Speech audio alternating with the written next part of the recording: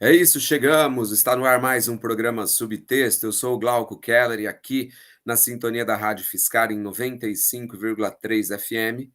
Agora eu vou falar um pouco de literatura, um pouco de arte, um pouco de educação, um pouco de cultura para você que está acompanhando a gente na sintonia da Rádio Fiscar. Como você sabe, sempre tem um convidado, uma convidada super especial para falar um pouco, para trazer um pouco de suas histórias. São jornalistas, são escritores que trazem aqui um pouco do seu conhecimento, um pouco das suas letras, um pouco das suas palavras, um pouco de seus textos. Você que está acompanhando a gente na sintonia da 95,3 pode acompanhar essa super entrevista em áudio e também em vídeo. É só você se inscrever no canal Glauco Keller e lá você vai encontrar várias postagens nas áreas de arte, de educação, de cultura e, claro, todas as entrevistas dos entrevistados, das entrevistadas super especiais que passam aqui pelo programa Subtexto. A entrevistada de hoje é defensora pública, é nascida aqui perto de São Carlos, no interior de São Paulo, na cidade de Cajuru, e se notabilizou por escrever contos magníficos. E agora ela acaba de mergulhar no romance, acaba de lançar a sua primeira obra de ficção mais longa. Eu estou falando da escritora Maria Fernanda Elias Malho, que gentilmente bate um papo com a gente aqui no programa Subtexto. Maria Fernanda, seja bem-vinda à nossa bancada virtual. Boa tarde. Obrigada, Glauco, pelo convite. Fiquei muito feliz com essa oportunidade de poder falar um pouco mais de literatura e do meu trabalho como escritora. Maria Fernanda, você mora em São Paulo hoje.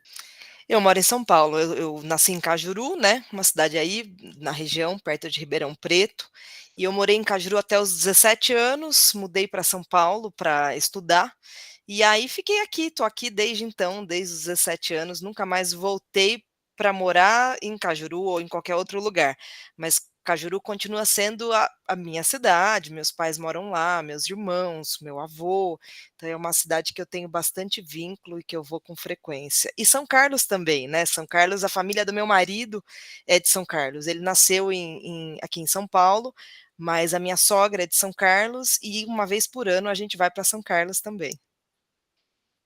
Você sabe que antes eu falava, quando eu conversava com alguém que era de fora de São Carlos, ó, vem passar frio aqui, agora a temperatura está mais alta aqui também. Aqui fazia frio, ainda venta, pelo menos, viu, Maria Fernanda? É, mas e sabe, São Paulo, a gente está observando o mesmo fenômeno. Às vezes eu olho assim a previsão do tempo, aqui em São Paulo, a previsão é de mais calor do que Cajuru, que é a minha cidade, que é uma cidade muito Uhum. quente, por ser ali na região de Ribeirão Preto. O planeta está todo esquentando, né? É, inevitavelmente, né? Bom, a Maria Fernanda, como eu falei, é escritora e ela, em 2017, ela lançou a obra Enfim Imperatriz pela editora Patuá, ganhando o prêmio Jabuti na categoria Contos. O prêmio Jabuti, para quem não sabe, é um prêmio mais renomado da literatura brasileira. Depois ela mergulhou pela poesia, ela escreveu um livro maravilhoso de contos. Também eu estou, inclusive, com ele aqui, que se chama Quem Está Vivo, Levanta a Mão. Quem está acompanhando a gente pelo YouTube tá vendo. E agora, Maria Fernanda mergulha na narrativa longa, trazendo uma obra que conta uma história dura, uma história potente, mas ao mesmo tempo uma história necessária, também pela editora Patuá. A obra Você Me Espera para Morrer, contando a história de duas irmãs que ainda na infância fazem um pacto de morrer juntas, e aí, a partir de então, a gente vai conhecer um pouco da história da Ilana, da Aline, e de como essas histórias vão, de certa maneira, se aproximar e, de certa maneira, se distanciar.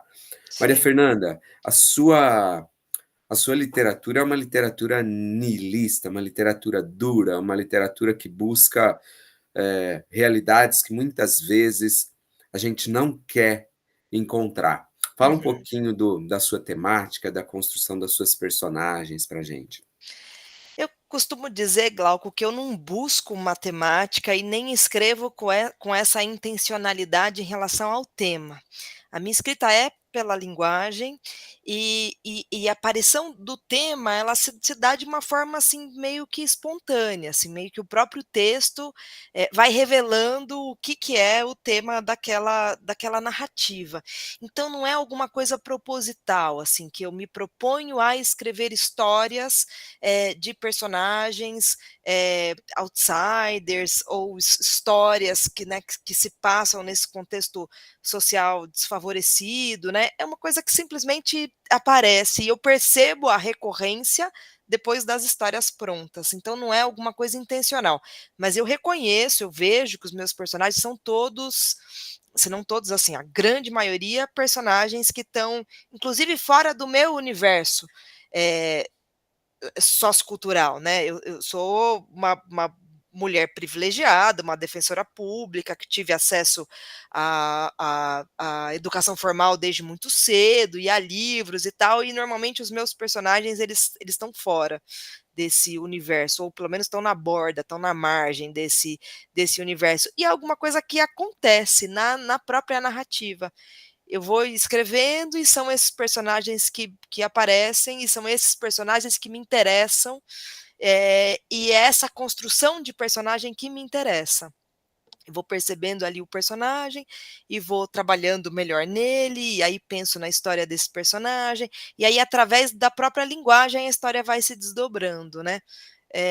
Mas realmente não é alguma coisa intencional. Eu percebo a recorrência, mas não é algo que eu faço de maneira consciente. Claro que o meu inconsciente está todo trabalhando na construção desses personagens, né? Então ele não é intencional só do ponto de vista do consciente, mas é o inconsciente que está caminhando, né, conduzindo a minha narrativa para esses personagens assim tão duros.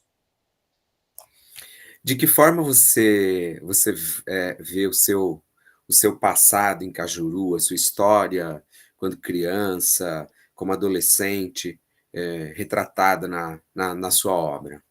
Eu acho que é assim, eu eu já disse isso uma vez, que eu acho que quando a gente escreve, ainda que a gente não esteja escrevendo sobre a infância, a gente está, de alguma maneira, retornando para a infância. É um campo que a gente retorna para conseguir, retomar, não sei, alguma coisa de sentido mais inaugural, de olhar de primeira vez, que é uma coisa que interessa muito para quem escreve, né, para quem escreve literatura, que é resgatar um pouco esse olhar que se perde, né, a gente vai automatizando o olhar ao longo da vida, cada vez mais e mais e mais, e às vezes acontece quando a gente tem filho, né, e a gente dá uma desautomatizada nesse olhar, porque a gente vê o espanto da criança com o mundo e se lembra de que aquilo tudo não é automático, né? A gente só se acostumou a olhar para aquilo. Mas acho que quando a gente escreve, a gente faz esse exercício de retorno, um resgate, alguma coisa que há muito tempo se perdeu. E eu acho que, pelo menos na minha escrita, esse resgate, mesmo quando eu não escrevo sobre a infância e nem sobre o universo infantil, de alguma forma eu regresso para esse período de infância, que foi o período todo em Cajuru, infância e adolescência. Então, eu sempre digo que eu não faço uma literatura autobiográfica, né, eu não escrevo sobre mim, não é a minha vida, esses personagens, eles são criados, eu gosto muito da ficção, o que eu mais gosto na literatura, na possibilidade do fazer literário, é a fabulação, me tira isso, me tira tudo, eu não quero escrever sobre mim, não quero escrever sobre as pessoas que eu conheço, eu quero inventar personagens. Mas, de alguma forma, o referencial é meu, sou eu quem estou escrevendo. Então eu trago as minhas referências e elas estão todas em todos os livros. Em especial essas memórias de infância, de adolescência, de brincadeira, de contexto, né?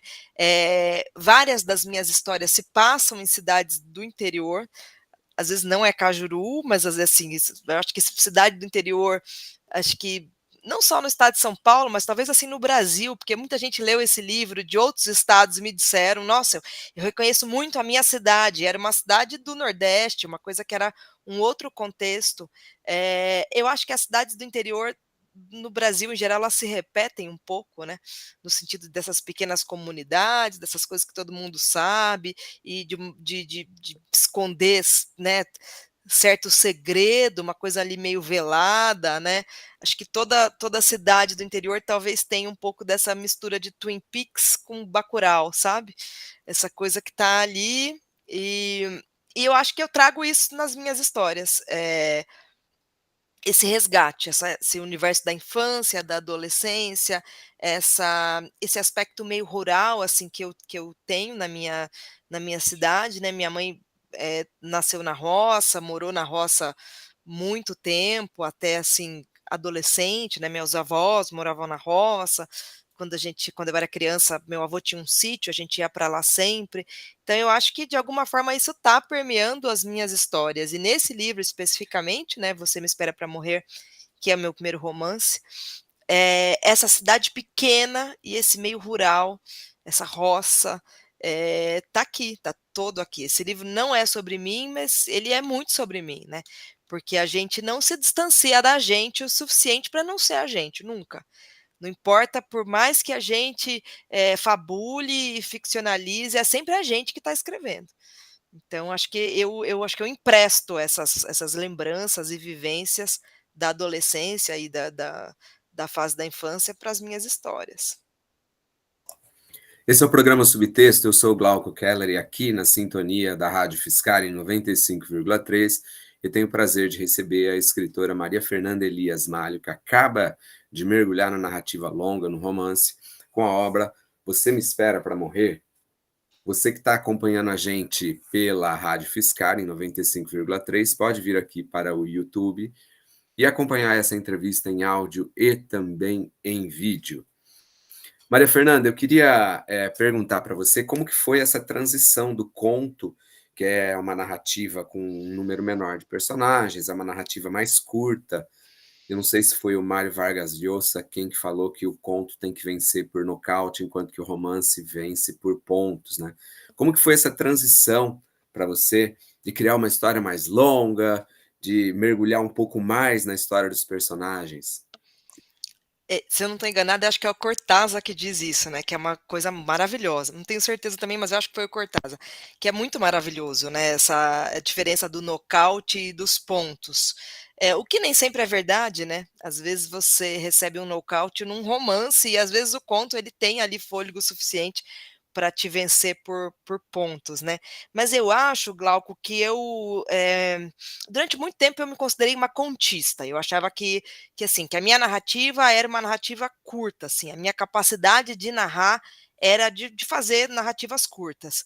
Eh, Acho que pelo próprio jeito de eu fazer literatura, pela maneira como eu crio literatura, eu achava que esse modo se adequava melhor a narrativas curtas. Continuo achando que esse modo inicial que eu tinha, né, de fazer literatura, ele era mais adequado para narrativas curtas. Por quê? Porque eu escrevo aquilo que eu te falei em relação aos temas, né, de não ter intenção e tal. Eu escrevo de uma maneira livre. Eu vou buscando a história vai se revelando para mim na medida em que ela vai sendo escrita. Então, assim, eu não tenho, nenhum projeto inicial em relação àquela história, eu não tenho nenhum esqueleto, nenhuma arquitetura, mesmo rústica, em relação àquilo que eu vou criar.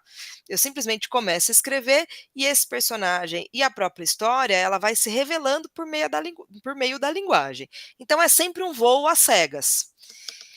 Então é um fazer literário que se adapta melhor para uma narrativa curta, porque não é difícil fazer isso escrevendo 3, 4, 5, 6 páginas, né, você terminando ali uma história em poucas páginas. Mas é muito difícil fazer isso pensando em uma narrativa longa. Por quê? Porque se você não tiver um esqueleto mínimo ali, um caminho mínimo para você seguir, o risco que você tem, um risco grande que você tem é de se perder ao longo da escrita dessa narrativa. Por quê? Porque é um voo às cegas, e aí você voa para um lado, voa para o outro, e aquilo pode ficar. Você pode ter controvérsias narrativas, você pode ter inconsistências, incoerências, coisas que depois dá muito trabalho de arrumar. E como eu comecei a escrever literatura dessa maneira, eu pensava: "Bom, isso é o jeito que eu sei fazer, não sei se eu vou ser capaz de fazer de um outro jeito". E aí quando eu fui escrever esse romance, que na verdade esse romance, ele é um desdobramento do último conto do Enfim Imperatriz, que é um conto que chama, Cartas à Minha Irmã, Cartas à Irmã, e esse romance se desdobrou, né, a história embrionária desse romance é esse conto, e quando eu fui escrever esse conto, eu tentei reproduzir esse meu jeito de fazer literatura para uma história longa. Então fui ali, fui escrevendo e deu certo, o romance foi concluído e, assim, sem inconsistências, mas ele me deu muito trabalho, porque eu tive que voltar muito. Então, assim, eu posso considerar que ele me deu o dobro do trabalho que daria se eu tivesse ali feito uma estrutura mínima, né, alguma coisa que me desse, um certo caminho, um direcionamento em termos de narrativa mesmo. Então, assim, agora, terminando esse romance, aí eu já tenho um outro pronto que deve ser publicado em breve, esse ano ou no início do ano que vem, e ele me deu menos trabalho, porque eu aprendi muito com os erros de feitura desse, os erros de percurso mesmo, assim, que eu acho que o meu fazer literário, ele vai ser sempre assim, ele vai ser sempre, livre, orgânico. Acho que eu sou uma escritora de linguagem, a minha narrativa ela se dá pela linguagem, eu não faço grandes arquiteturas para contar uma história, a história ela vai sendo contada na medida com que eu vou escrevendo, mas eu percebi que eu posso ter ali um arcabouço mínimo, um rascunho mínimo, ainda que eu tenha certeza absoluta que eu vou sair, me desviar completamente daquilo que eu me propus, mas acho que esse rascunho inicial, ele serve como uma trilha para esse percurso, ainda que depois a gente vá abrir novas picadas ali e a narrativa seja sobre outra coisa. E agora eu acho que depois, tendo escrito esse segundo romance já, né, pronto, agora acho que eu percebo que eu consigo adequar esse meu jeito de escrever para uma narrativa longa, sendo um voo não mais completamente às cegas, ainda um voo às cegas, mas que tenha ali pelo menos um direcionamento inicial, né, acho que isso me ajuda, me auxilia.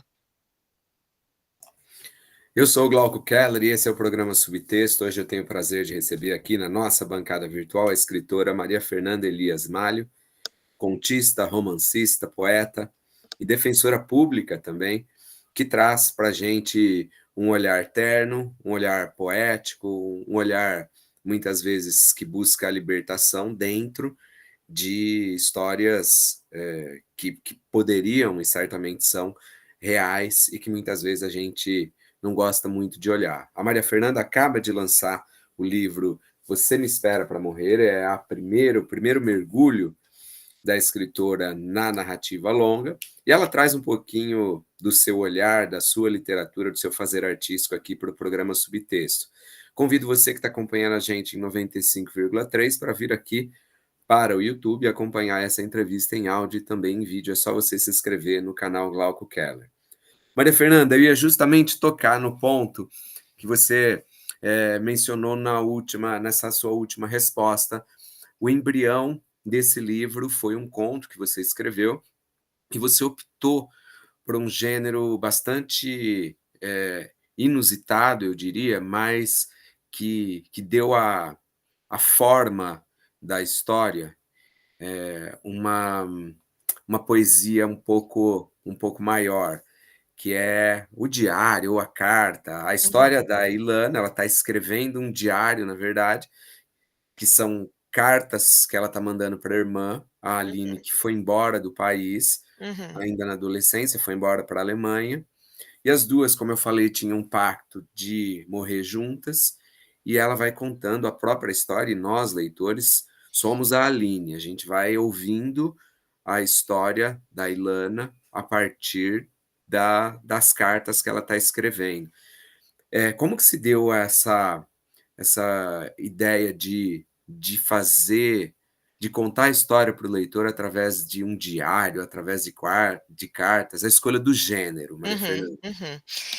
Então, esse conto do Enfim Imperatriz, né, que é o embrião dessa história do romance, ele é um conto epistolar, né, então é a Ilana que ficou escrevendo cartas para essa irmã, mas cartas que são depois devolvidas, tanto que a última ela escreve e ela nem vai enviar, ela fala: "Nem vou enviar", porque as 2 anteriores foram devolvidas. E aí, quando eu tive a ideia de escrever esse romance, porque assim, com conto, normalmente eu fico muito envolvida com a história que eu estou escrevendo, né, aquele conto e tal, mas eu fico envolvida, na medida do tempo de escrever aquele conto. E depois, a sensação que eu tenho um pouco é de me libertar daquela história e partir para outra coisa, assim, com pouco apego em relação aos personagens e à narrativa, uma sensação quase de alívio de mudar para uma outra história. E o que aconteceu com esse conto, né, Cartas à Irmã, é que essas personagens não me abandonaram. Eu, como leitora, fiquei muito curiosa para saber o que, que poderia ter acontecido, né? O que, que poderia ter acontecido? Então, nas cartas, a Ilana tinha acabado de ter uma filha. O que, que aconteceu com essa filha? Essa filha cresceu? Como é que ficou a vida dela? Então, eu acho que foi uma curiosidade, enquanto leitora, que me fez resolver escrever essa história, esse romance. E a princípio, quando eu tive a ideia, eu pensei em transformar essa história, em continuar esse formato epistolar, de ser um romance epistolar, todo em forma de cartas. Mas aí eu pensei que não teria sentido ela continuar escrevendo para essa irmã, sendo que o endereço sempre, né, devolvia as cartas, essa irmã sumiu. Mas aí eu pensei, bom, ela pode escrever não cartas, mas ela pode escrever um diário, mas que é dirigido à irmã. Ela está se referindo à irmã. Em vez de estar ali escrevendo para, né, para ela própria e tal, ela está escrevendo para a irmã, mas isso em forma de diário. E aí começou assim. É, como se fosse uma continuidade daquele conto, né, do conto embrionário. E aí, em determinado momento, acho que mais por exercício, eu escrevi um capítulo em terceira pessoa, com um narrador que estava colado na Ilana, que é a personagem principal, né? Esse livro é sobretudo sobre a Ilana. E esse narrador em terceira pessoa é como se ele tivesse tão colado nela e tão mergulhado, né, no inconsciente dela e no consciente e todo ali no fluxo de pensamento dela, que é como se fosse quase um narrador em primeira pessoa. E aí eu escrevi esse capítulo como exercício numa oficina literária, e aí eu gostei do exercício de ser assim uma espécie de um narrador que está filmando e ao mesmo tempo filmando e dentro da cabeça da Ilana. E aí eu tive a ideia de continuar com esse narrador, de ser uma espécie de uma filmagem de idade das meninas. Então tem essa narrativa em terceira pessoa, elas com 6 anos, com 8 anos, com 12 anos, com 16, com diversas idades. E aí, intercalando essa narrativa em terceira pessoa, estão as cartas, né? Os trechos do diário que ela escreve já adulta para a irmã, né? E aí acho que para o leitor dá esse caráter interessante de você ter duas narrativas que vão se intercalando, né? Uma narrativa que é a infância, adolescência e depois ali vida adulta, né? E aí essa outra narrativa que já é ela é, mais velha escrevendo para essa irmã que nunca voltou, né? Você se considera uma feminista? Porque as suas mulheres são muito fortes, né? As suas personagens femininas são muito fortes. Eu sou feminista, sem dúvida. Acho que eu me defino como uma mulher feminista, minha maneira de estar no mundo e de criar meus filhos, sem dúvida. Mas eu acho que o feminismo ele aparece na minha literatura de uma maneira orgânica, como tudo. Nunca é intencional.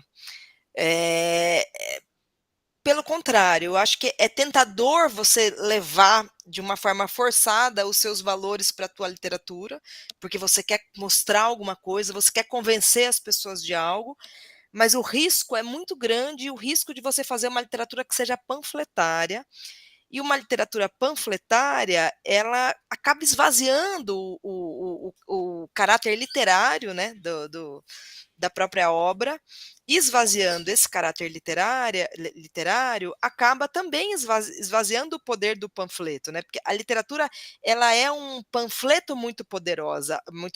A literatura, ela usada como panfleto, ela é muito poderosa, mas ela feita como panfleto, não.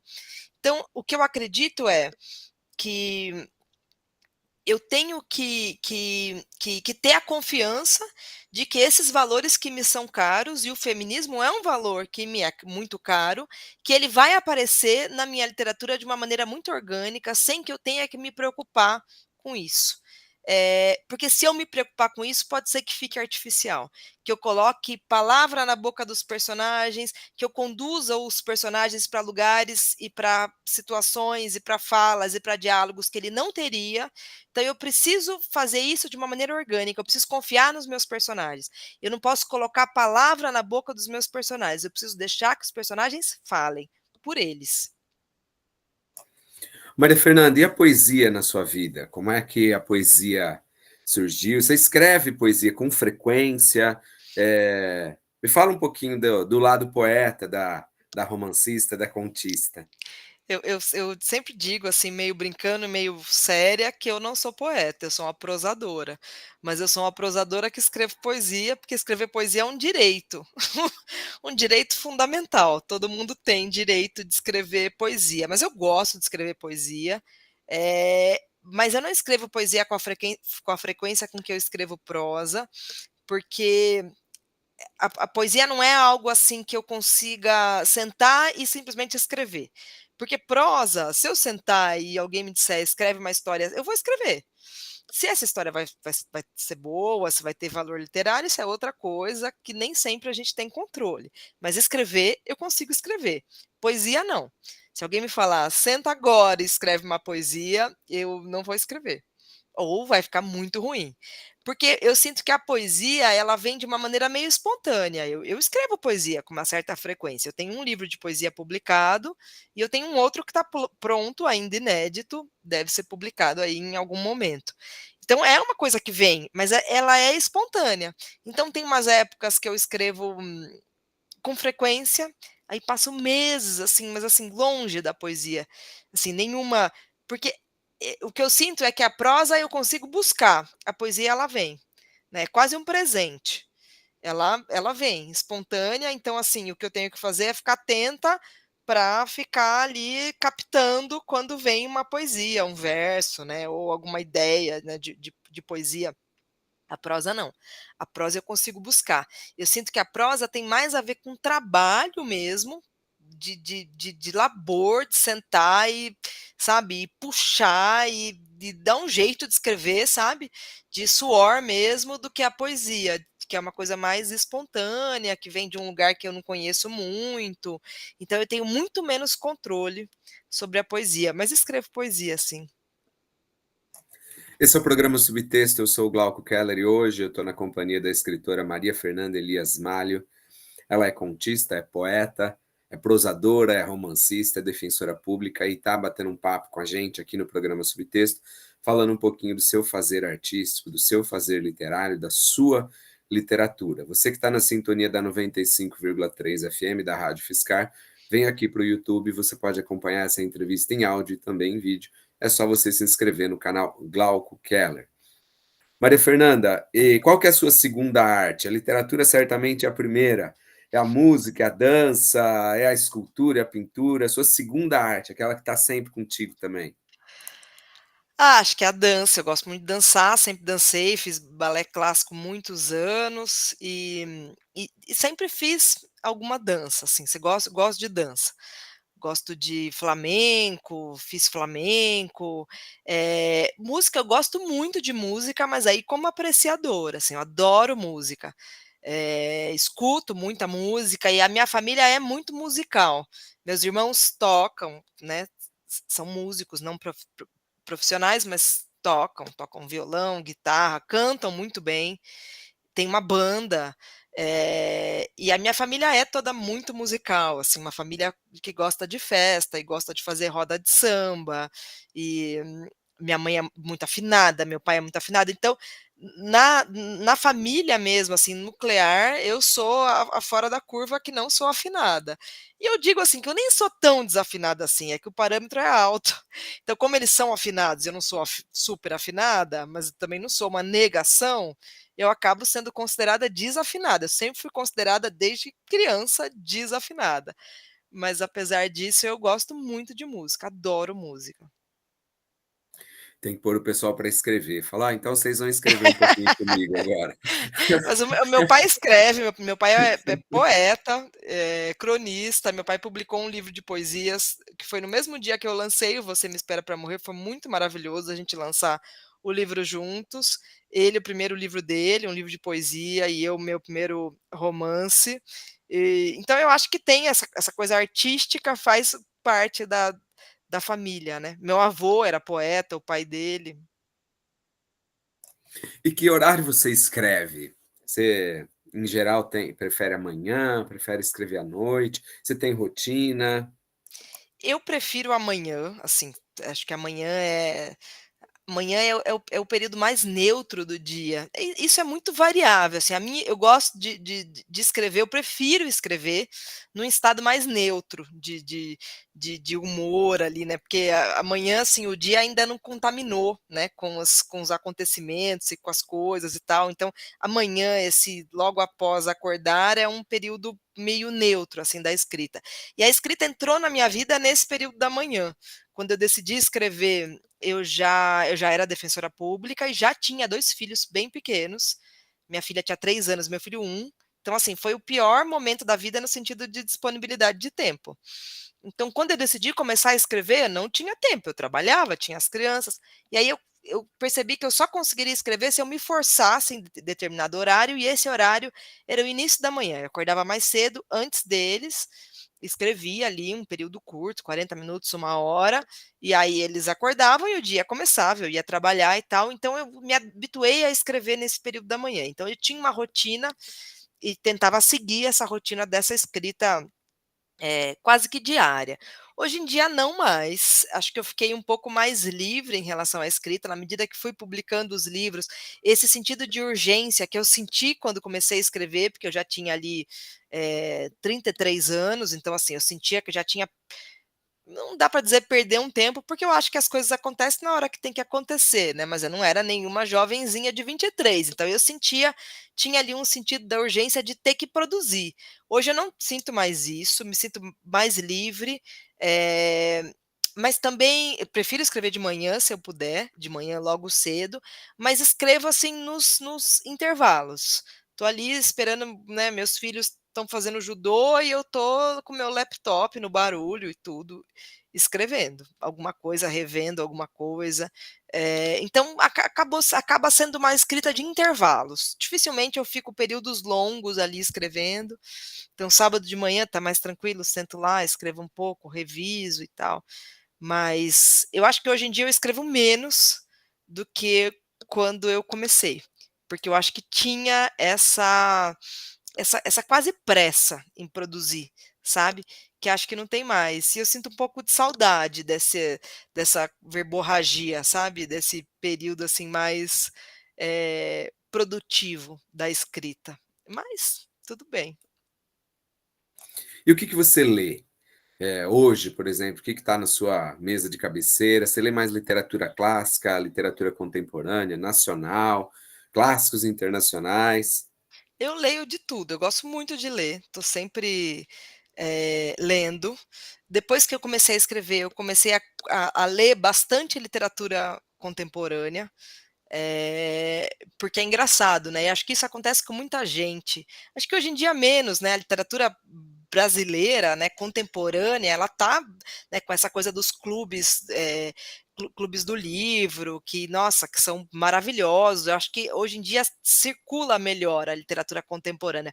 Mas quando eu comecei a escrever, assim, em 2013, e eu era uma leitora, sempre fui uma leitora, gostava muito de ler, mas para mim era como se literatura fosse uma coisa que tivesse acontecido no passado, sabe?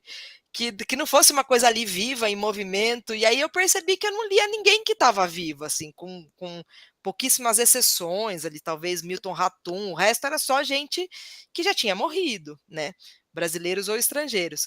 E aí quando eu comecei a escrever, eu pensei, falei: "Bom, se eu estou escrevendo e eu quero ser lida, eu preciso ler as pessoas também".